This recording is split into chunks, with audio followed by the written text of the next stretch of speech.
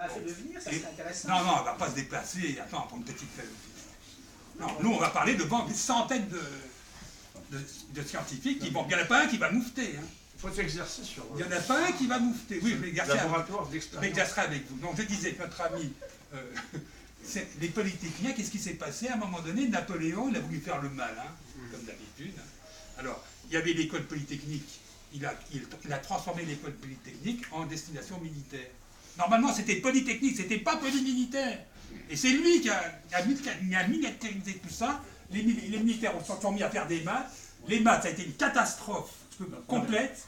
Attends, il y a eu un schisme, écoute, je finis. Il y a eu un schisme, qui a oublié de le dire, au début du XXe siècle, très important qu'il a oublié de dire, c'est que les mathématiciens se sont décomposés en deux clans. Donc le clan de Poincaré était minoritaire. Poincaré disait, je ne veux pas te parler d'infini, machin, tout ça.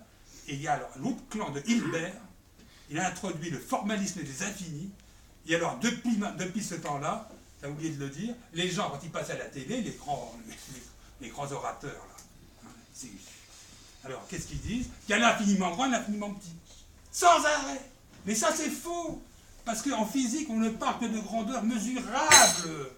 Et alors, donc, l'infini n'est pas mesurable. Donc, l'infini doit être exclu du champ de la pensée. Mettez-vous bien dans le crâne.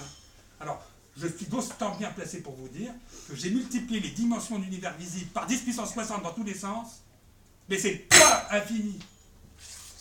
Bon, alors donc, je finis là-dessus, pour vous dire, nos chers scientifiques, nos pères fondateurs du XXe siècle, c'est une catastrophe, parce qu'il y en avait un qui avait raison. Oui, deux avec Poincaré. Quel est l'autre? Eddington. Ouais. Tais-toi, toi, tu t'es déjà dit une fois. Mais non, me les répète toujours. Bon, bref, Eddington, alors, vous savez, il a précisé qu'il y a deux piliers actuellement, il y a la relativité générale et la physique quantique. Le troisième pilier, c'est la statistique. Et là, tu as bien fait d'assister. Oui, oui. Parce qu'Eddington, il a fait un petit calcul tout bête. Tout bête. 3 lignes. Il a calculé le rayon de l'univers. Par une méthode statistique. En 3 secondes. Qu'est-ce que j'appelle le rayon de l'univers? Il était plus rapide que 3 minutes. Hein. Non, mais t'as vu le niveau. Le rayon de l'univers, c'est clair. Quand on a... Si, pas pour toi. Ah ben, je vais te l'expliquer.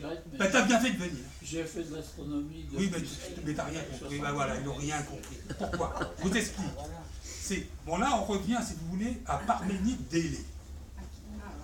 Qu'est-ce qu'il a dit? C'est le présocratique aussi. Qu'est-ce qu'il a dit, Parménide d'Élée? Il a dit, ce qui compte, c'est la permanence de l'être. D'accord? Admettons. Il y a le Bouddha qui l'a dit avant. Oui, bon, ce qui compte, c'est la continuité. Et c'est une règle absolue en physique. On a des constantes universelles, il ne faut pas qu'elles bougent. Et c'est Poincaré qui a eu le mérite de dire... Il n'y a qu'un seul univers. Bon, ça d'accord. Il a aussi dit, les constantes, il ne faut pas s'amuser à les varier. Alors il y a des gros malins comme Dirac, à un moment donné, oui, on va faire varier les constantes, et les gens admirent Dirac. Non, c'est pas comme ça que ça se passe.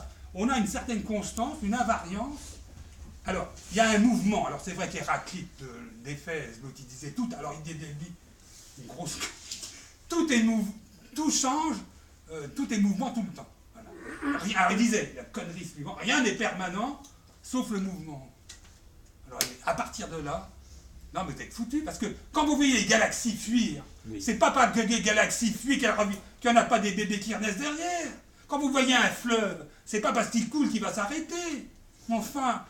Alors l'autre fois, j'ai vu vos conférences de loin, dès que j'ai le dos tourné, ici, les gens qui disent « Ah ben, si on retourne le temps du temps, on va... » Non, c'est faux ça. Si on retourne le sens d'une rivière, on va pas... Non mais enfin, franchement... Donc, alors j'en réponds à la question, écoute bien. Francis, oui. Celui qui a eu l'intuition quantique à Hélé, c'est Zénon. Oui, Zénon. Zénon, oui. On ne mélange pas tout. Zénon a voulu démontrer l'impossibilité du mouvement. Bon, il était, bon d'accord, il était à Parménide, ça c'est un détail. Non, il faut s'accrocher vraiment à ce qui se passe.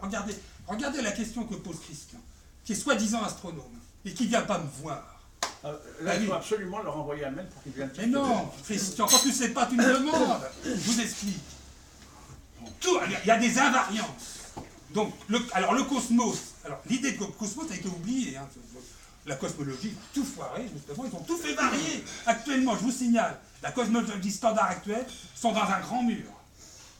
Ils ont 10% d'erreur dans la constante de Hubble, Alors qu'ils ont 6 paramètres qu'ils ont optimisés. Même en les optimisant, ils sont dans le mur. Ils ne m'ont pas écouté. J'avais prévu l'accélération des galaxies, je te signale. Bon, alors je réponds. S'il y a des invariances, c'est-à-dire que Parménide d'Aimé, il raisonnait large. Et l'autre, Héraclite, il raisonnait tout petit. C'est vrai qu'il y a du mouvement, mais en large, il n'y a pas de mouvement. Les galaxies fuient, mais elles sont remplacées par des petits bébés galaxies. Et c'est la théorie. Formation continue. Voilà. Non, mais c'est justement le concept de temps dont tu es spécialiste. Le temps, c'est quoi? C'est un neutron par siècle et par volume cathédral. Le temps, c'est de l'argent. Le temps, c'est-à-dire ce qui se passe, au lieu d'introduire, non mais il ne faut pas l'écouter, il y a quelques toi. Elle se marre.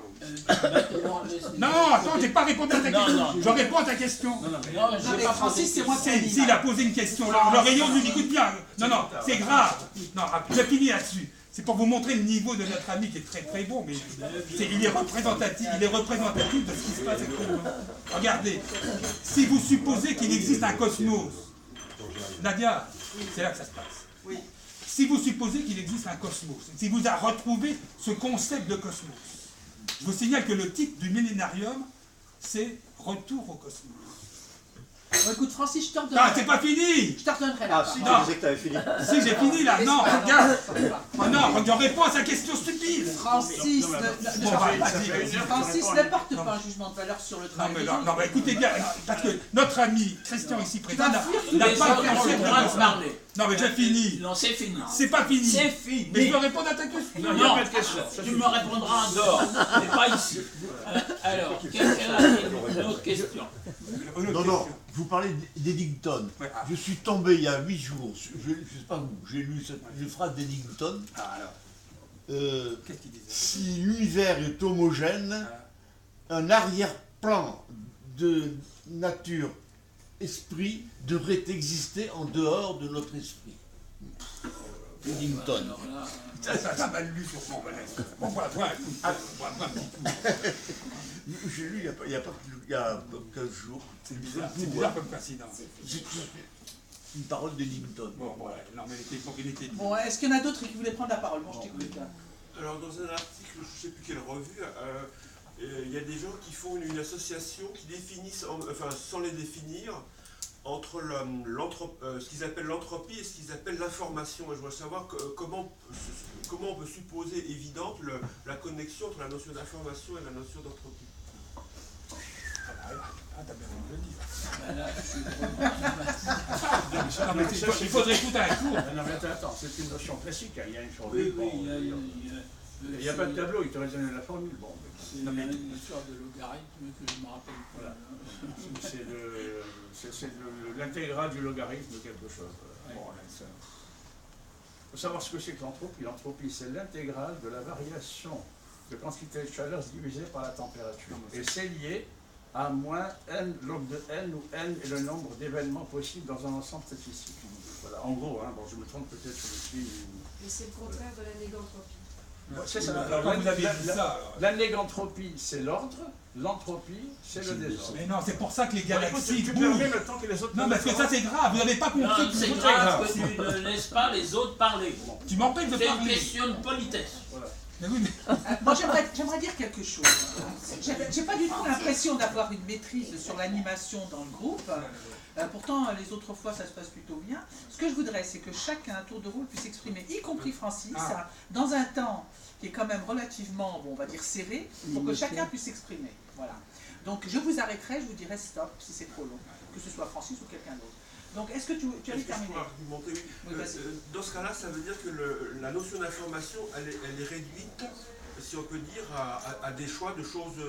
enfin, mon problème, moi, c'est que ça définit l'information d'une manière qui est pas complète, au sens où elle est réduite à un jeu uniquement entre, enfin, comment on pourrait appeler ça, oui, le N choses, enfin, choisir parmi des choses, mais, enfin, oui, par exemple, quand on choisit son téléphone portable, on a le droit à un capot, à choisir entre le capot bleu, le capot vert, le capot machin, quoi. Mais est-ce que c'est ça vraiment, enfin, c'est une notion d'information qui est juste utile pour la physique, mais qui éventuellement n'est pas utile pour l'informatique. C'est exact. C'est-à-dire, dans un magasin où tu as des téléphones portables qui sont exposés, Oui, tu as le choix entre plusieurs téléphones portables qui sont disposés différemment avec leur couleur. Là où tu perds l'information, c'est quand par l'opération du Saint-Esprit, brusquement, tous les téléphones portables, que ce soit Huawei, Samsung, Ericsson, Nokia, etc., deviennent le même et deviennent tous gris. Voilà. Alors là, tu perds l'information. Et ça ne peut se produire que par des phénomènes physiques très particuliers, d'illusion, d'osmose, etc. Bon, enfin, c'est très technique. Hein, voilà. Il y avait Alors, je voudrais quand même dire une chose, c'est que si, sur notre Terre, malgré, ça rejoint un peu ce qu'a dit Francis, Christian, si, sur notre Terre, nous avons encore de l'information, malgré la déperdition permanente d'informations due aux phénomènes statistiques, etc., c'est parce que cette information nous vient du rayonnement solaire. Parce que dans la lumière du soleil, il n'y a pas que de l'énergie, il y a aussi de l'information. C'est ce qui permet d'ailleurs à l'assimilation chlorophyllienne de se produire. Et l'assimilation chlorophyllienne transforme l'énergie du soleil en molécules qui ont la particularité de permettre la propagation de la vie. Parce que la vie, c'est aussi de l'information. Et l'énergie, c'est aussi de l'information? Non. Ce sont deux choses différentes. L'énergie... Ça ne peut pas être de l'information. Alors il y a le premier principe de la thermodynamique dit... Qu'est-ce qu'il dit le premier principe? Il dit que l'énergie, voilà, conservation de l'énergie, bon, c'est un peu le même principe que celui de Lavoisier en chimie. Rien ne se perd, rien ne se crée, tout se transforme. Et c'est valable aussi pour le principe de conservation de l'énergie. Et c'est lorsqu'on a établi l'équivalence entre la matière et l'énergie qu'on a compris que c'est à peu près pareil. C'est le premier principe de la thermodynamique. Le deuxième principe dit que Qu'est-ce qu'il nous fait là? l'énergie... Tu dis rien là. Quand moi je parle, tu me coupes. L'énergie... Non mais attends, continue. Je peux terminer. L'énergie ne peut que... Je réponds à une question. Non mais c'est du... Je réponds à une question. C'est L'énergie du boudin. L'énergie ne peut que se dégrader. Hein, par exemple, l'énergie mécanique, c'est de l'énergie ordonnée, n'est-ce pas? L'énergie calorifique, c'est de l'énergie désordonnée. Hein, tout simplement. Voilà. Et alors, quand on frotte quelque chose, ça produit de la chaleur. Exactement. Voilà. Bon, alors Jacques, tu avais une question pour Christian. Oui, alors je me demandais, est-ce que les théories de type monde multiple, comme l'interprétation d'Everett, est-ce que ça peut expliquer le paradoxe EPR? C'est-à-dire, il y aurait monde multiple. Donc, il y aurait un monde où l'atome de gauche monte et l'atome de droite descend, par exemple, et un autre monde où c'est l'inverse.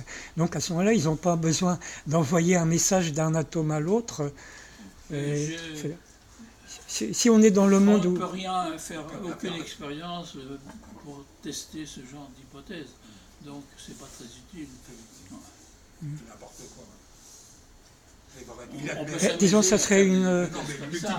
Est-ce que ça serait pas une façon d'expliquer ce paradoxe sans faire intervenir de transmission d'informations plus rapide que la lumière? Qu'est-ce que t'as avec ton tabou de la lumière? T'as comment? Attends, il pose la question à Christian, pas à toi. Écoute, Francis, on peut écouter quand même des... Même il est dans les Non, pour le moment, j'aimerais que Jacques termine. J'aimerais que Jacques termine, il a aussi le droit d'avoir ses idées, etc. Et de voir, oui, j'ai terminé ma question et j'attends la réponse. Il attend la réponse. Il n'y a pas de réponse. Le paradoxe EPR ne nécessite pas le recours à des multivers, puisque de toute façon, on a affaire de quelque chose de déterminé. En oui, tout mais cas, dans la communication, dans l'article d'Einstein-Polonsky-Rosen, il est seulement dit, on a deux grandeurs à mesurer, on ne peut pas les mesurer ensemble. Mais en raison du principe d'exclusion Pauli, alors, si on en mesure une, on sait quelle est la valeur de l'autre côté. Et du coup, de l'autre côté, on peut mesurer l'autre et on sera... Donc les deux valeurs existent réellement, contrairement à ce que disait Heisenberg. C'était ça l'idée du paradoxe EPR. Disons que... Et ensuite, l'expérience, comme tu disais, d'abord cette géniale trouvaille mathématique mais c'était un physicien, de John Stewart Bell, qui a ensuite été appliquée avec des résultats pas tout à fait probants aux États-Unis, jusqu'à ce qu'un jeune thésard qui s'appelait Alain Aspect aille voir je ne sais où Arbel pour lui dire j'ai peut-être un truc pour arriver à... Un nullard complet, il a rencontré. Ben, il a quand même réussi à démontrer que c'était la mécanique quantique qui avait Il n'a rien compris. Il n'a rien compris au problème. Il a été le premier, il n'a pas été le seul. Ensuite, il y a eu des expériences plus précises en Allemagne et ailleurs. Il a été le premier. Ils n'ont rien compris. Ah, au fait, il y a des applications pratiques aux expériences d'aspect. Et est-ce qu'on peut en déduire dans le domaine des communications, lorsqu'on veut garder la confidentialité au message. Ouais. Ah oui, mais enfin là c'est un domaine technique C'est-à-dire extrêmement que pointu. ici il y en a un qui a la clé et puis le message, l'autre il a la clé, il aura le message, et entre les deux il ne se passe rien. Oui. Là, je veux dire, il y a quelque chose de très mystérieux quand même. Et là je pense que Francis Einstein a partiellement un gain de cause quand même, parce que on pourrait croire que ce phénomène permettrait des transmissions à distance plus rapides que la vitesse de la lumière, mais à cause de l'indéterminisme du fait qu'il s'agit de probabilité, on ne peut pas transmettre plus vite que la lumière. Mais si on peut, Non, mais tu as raison. Non, mais il y a une chose mystérieuse quand même, c'est que si deux photons ou deux électrons sont corrélés au départ, sont corrélés. Par exemple, il y en a un qui a un spin up, l'autre a aussi un spin up ou un spin down. Bon. Et si ensuite ils s'éloignent sans interaction avec quoi que ce soit, il y a des expériences qui ont été faites, hein, alors vide absolu, etc. bien sûr. Et si on modifie l'un des électrons qui avait le spin down, on lui donne un spin up, l'autre électron le ressent à des kilomètres alors qu'il n'a aucune interaction. Donc il est clair qu'il y a une interaction dans un monde invisible. Donc les tachyons existent, voilà. Donc le cosmos existe. À des kilomètres, tu dis? L'expérience n'a pas été faite sur des kilomètres. Elle a été faite dans des laboratoires souterrains à quelques mètres de distance. Mais on ne voit pas pourquoi ça ne serait pas valable. Je pense que ça serait valable à des millions de kilomètres, sauf qu'il faudrait également que le milieu soit complètement inerte, ce qui n'est pas possible. Alors ça peut être possible sur quelques mètres, ça n'est pas possible sur les kilomètres, évidemment. Mais c'est quand même un mystère. Alors, non, c'est pas un mystère du tout pour les millénaires. Ils vont bien rigoler pendant un millénaire. Là. Francis, la physique est une science expérimentale. Non, mais si tu n'as pas d'expérience critique pour prouver ton hypothèse, tu vois, il y a une expérience critique pour le paradoxe EPR, c'est l'expérience d'aspect. Et puis il y en a eu d'autres. Non, mais il est nul. C'est une science expérimentale. Il était nul comme un balai. Il n'a rien compris. C'est les gens lui ont dit fais ci, fais ça. Francis, oui, mais on lui a dit de faire ça. Il n'a rien compris, le pauvre. Tout le monde n'a rien compris. Il a dit c'est Bohr qui a raison, alors qu'en fait il fallait dire ah ben il y a des variables. S'il y a des variables cachées, elles sont non locales, elles sont cosmiques. Ils ont oublié le cosmos. Mais ce pauvre siècle là. C'est catastrophique. Ils ont oublié l'idée ancestrale du cosmos, où il y a des tachyons qui vont beaucoup plus vite. 10 puissance 60 fois C. Tu es dans... Paf. Non mais écoute. Là ça gît. Non mais écoute, tu es dans l'invective, dans l'hypothèse. Non, parce qu'on a les preuves maintenant. Toute mon équipe est là. Francis, la différence entre la science des Grecs, qui ont prévu tout, et le contraire de tout, et la science moderne, c'est que la science moderne est basée sur des expériences, des interprétations d'expériences, des contre-expériences. C'est ce qu'a fait Pasteur. C'est comme ça qu'il s'est fait valoir. Je ne peux pas lui dire non, parce que je pense comme lui, c'est-à-dire que c'est l'expérience qui détermine en vérité. Mais on est là pour discuter du pauvre XXe siècle. Je vous affirme, preuve à l'appui, que ce XXe siècle, c'est une catastrophe. On n'est pas fermé, Francis, à ce que tu nous dis. Hein. C'est une catastrophe. Francis, on vous a tous trompés, là. Vous avez tous gobé, comme le climatique, vous avez tous gobé tout ça. Francis, on n'est pas fermé à ce que tu nous racontes, bien au contraire. Mais ce que je voudrais, c'est entendre aussi les autres, quelles que soient leurs opinions. Bon, voilà. Alors, qui veut prendre la parole? Juste une petite intuition, une intervention. J'ai l'impression que Jung a réfléchi à ce système-là, dans le sens où il a intégré toute l'activité cosmologique au système de pensée humain. C'est mon impression. Ah oui, donc c'est philosophique. Oui, il y a peut-être un... Alors, en général, je réponds à cette question vite fait. Mais c'est pas à toi de répondre, parce que nous avons ici... Oui, quand il répond, tu dis rien, mais il y a deux points de vue. On a un animateur. Quand tu es animateur, c'est toi qui réponds. Aujourd'hui, c'est Christian. Oui, mais il est fatigué. Je suis désolé. Vas-y, Christian, vas-y. Je suis vraiment désolé de ce qui se passe. Non, mais il n'y a pas de problème. Bon, mais qu'est-ce que tu en penses de ce que je dis? Je sais rien. Tu vois, Donc je c'est... vois le niveau. Faut répéter Non, la je connais question. l'expérience de Jung, est-ce que c'est le Non, mais c'est pas le même Ah. Jung. Pas forcément, mais hormis cela, j'ai l'impression qu'il y a quelque chose à puiser dans les théories jungiennes. Voilà. Jung, c'est un psychanalyste. Ah non, non, c'est pas le même. Tu as C'est Jung pas le avec même Y Jung. au ING, Jung avec J-U-N-G. Je parle de Carl Gustav, moi. Ah, tu bah parles voilà. de psychanalyste. C'est pas le même. C'est pas le même Jung. Non, mais C'est pas le copain, c'est le compétiteur. C'est pas du tout. c'est pas le même Jung. Non, mais je pose Le pas copain, forcément la question, c'est du partage. Content pas mal. Christian, Est-ce qu'il y a d'autres personnes qui souhaitent prendre la parole? je voudrais... Pour Christian, une question. un seul mot. Christian, tu aurais pu le citer, je pense que tu le connais. C'est un excellent ouvrage sur les phénomènes chaotiques, le problème des trois corps, etc. Vraiment de la vulgarisation, mais de bonne alloi. Hein, vraiment. C'est un ouvrage qui s'appelle Le calcul de l'infini par Ivar Eklund, tu dois le connaître. Ivar Eklund, Le calcul de l'infini. C'est un tout petit ouvrage qui explique tout ce que tu viens de dire, mais alors d'une façon extrêmement vulgarisatrice et très claire. Voilà. Tant mieux. Alors le fond de ce questionnement, qui est un questionnement scientifique, mais qui peut être aussi un questionnement philosophique, hein, où en dehors de déterminisme ou non, qu'est-ce qui est au cœur finalement de cette Non, mais problématique, hein? le déterminisme a rendu service, énormément de service, dans la mesure où il a permis de faire le tri des phénomènes de la nature, lesquels sont, il y en a des quantités, des millions. Et si les savants du 19e siècle n'avaient pas eu ce guide, on serait encore dans des situations. Hein. Bon, je peux répondre. Mais il a fallu reconnaître que le déterminisme a des limites. Bon, alors justement, je réponds. Quand on a le concept de cosmos, on réintroduit le déterminisme absolu, calculatoire, parce qu'on admet que le grand cosmos est un calculateur parfait. Donc vous n'êtes pas libre. Oui, je réponds, parce que je là, regrette, mais Christian ça, a bien c'est très dit. dangereux. Christian a bien dit. C'est très dangereux. Oui, mais moi je suis comme ça. Moi Au j'aime goulag, tous ceux qui ne sont pas de mon avis. Voilà. Et puis voilà. Non, je n'ai pas dit ça. Non, ça veut pas Si, dire c'est que. ça, Mais c'est non, ça. j'ai Le pas dit ça. déterminisme, ça pourrait être tel père, tel fils, par exemple. Non, mais Tout tout est est le fils est criminel. Tout est aussi, calculé et il n'y a pas de perte d'information. Et ça je m'adresse à notre ami Nicolas. J'ai regardé ton article l'autre fois. Hein.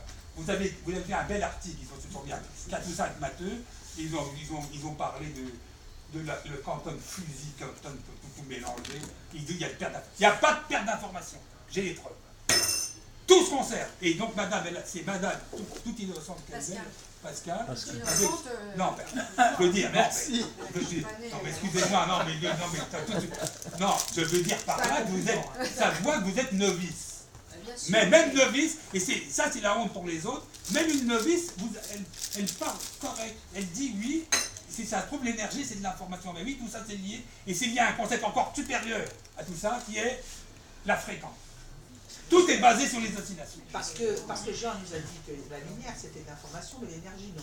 Hein, Si, c'est de l'énergie et de l'information. c'est de l'énergie et de Et l'information. souvent, on se dit de l'énergie. D'accord. Par exemple, la cellule photovoltaïque ou les fours solaires convertissent l'énergie de la lumière solaire en énergie électrique ou en énergie calorifique. Mais il y a aussi de Et l'information. je vais plus loin, dans 10 puissance 58 secondes, vous serez tous là au même endroit, faire les mêmes mouvements, les mêmes réflexions. Francis, quand je dis une chose, évite de parler après. Non, mais là, non. Et quand... Oui, il radote ce qu'il y a dans Wikipédia, il répète Wikipédia. Non, mais Voilà, quand Christian... voilà le niveau actuellement, ce qui est dans la fin Quand du... Christian dit quelque chose, évite de parler après pour pas couvrir, ça Non, s'appelle mais parce que couvrir. Christian, non, Ça s'appelle respecte. écranter ce que quelqu'un d'autre a dit. Christian est un homme, il est infiniment mieux scientifique que toi. Ouais, ça, ouais, bon. ça j'ai pas peur de le dire. Lui, c'est un copieur, il essaie de me copier sans arrêt, rien à vous dire. Hein. Bon, bref. Mais il n'a jamais pu copier les tachyons parce qu'il a. Alors, il n'admet pas le cosmos, concept de cosmos, aucune idée. Toi, tu n'en as pas parlé, toi. Hein. Le concept de cosmos ancestral. Tu n'en as pas parlé. Quand tu présentes tes idées, eh bien moi j'y comprends rien. Voilà. Bon, alors, regardez, si vous avez. Si vous Non, admettez. non, Christian, je peux rajouter quelque chose. Non. Quand il présente ses idées, j'essaie de les comprendre et parfois je les approuve en grande partie. Mais il est tellement Et il est agressif. il est tellement qu'il les copie. Il est copie tellement, derrière. j'ai pas terminé, il est tellement agressif que j'ai presque envie de croire le contraire. Bon. Bon, bref. Ce que je suis en train de dire, c'est que s'il y a quelqu'un qui dessert tes idées, qui toi. sont en partie correctes, c'est bien toi. par ton agressivité, Ben si, mais hein, Oui, mais chacun d'entre vous, quand même, avant de venir ici, mais surtout Pascal, vous avez un concept intuitif de cosmos, un ordre suprême. non. Pas toi. On sait que c'est pas toi. Non. Parce que lui, c'est un matheux. Tu as dit une phrase tout à l'heure que j'ai trouvé très C'est un intéressante matheux. de Poincaré quand tu as dit à un moment un peu de science nous éloigne de Dieu, mais beaucoup de science Voilà. nous ramène à Dieu. Ah ben ça, c'est pas ça, c'est pas toi. Pascal, Non, non, c'est Pascal. Pascal. Pasteur. Ah oui, c'est Pasteur. Oui, mais ça, c'est très vrai, puisque justement, le grand cosmos, vous pouvez l'appeler si vous voulez.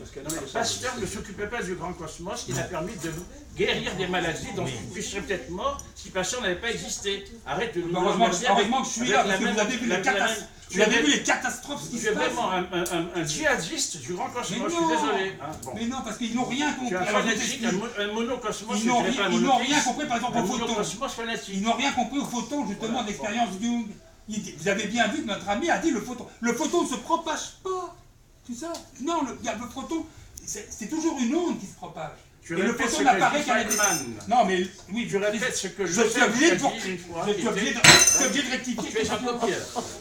Francis, C'est pas un copieur. Francis, moi je trouve que tu as des idées très intéressantes, contrairement à ce que j'ai pu entendre par ailleurs, mais tu les desserres. Tu les Mais non, mais vous avez vu dans les Non mais cas. attends, tu les desserres parce que tu discrédites les gens, tu les traites de nuls, les patatis peut-être. Mais je sais que dans ta bouche c'est un peu de la provocation, que tu le penses pas. Mais la façon dont tu le dis, c'est vrai que ça peut être vécu comme une forme d'agression, d'agressivité. Mais je suis obligé pour vous secouer un peu les puces. Non mais je sais bien. T'as vu dans quel état vous êtes? D'accord. Bon, enfin, j'aimerais bien quand même entendre un peu les autres. Est-ce qu'il y en a parmi vous qui souhaitent encore dire quelque chose par rapport à ça? Voilà. Bon. Voilà. Parce que c'est J'avais des choses à dire, mais je crois que Francis a accaparé le temps. Pascal veut dire quelque chose. Pascal. Non, je disais à Francis que quand on est assommant, les autres ils sont assommés. C'est normal un peu, parce qu'il faut vous réveiller dans la tête, là. Justement, c'est pas ce qui se Mais passe. après on va plus revenir, c'est pas drôle. Ben, vous revenez pas si ça vous change. Francis, De toute façon, le troisième millénaire va partir là-dessus. Non mais Francis, tu ne réveilles pas les gens, tu les endors. Très franchement. Voilà. Tu sais que j'ai beaucoup d'amitié pour toi. Hein, tu sais que j'ai fait beaucoup pour toi. Tu sais que j'ai défendu tes idées. Non, j'ai pas copié, j'ai défendu. Tu m'as empêché de parler de Taction. Tu m'as censuré. J'ai défendu tes idées, voilà. Mais Il y a probablement un il faut être- tu sais, c'est comme il y a des hommes politiques qui disent des choses vraies, mais ils sont tellement agressifs que finalement on a envie de croire. Bon alors, moi j'aurais envie de vous dire, les amis, en règle générale, on termine la soirée autour d'une table à manger à l'étage. Alors ça va peut-être être le moment de l'apaisement et puis de la discussion continue.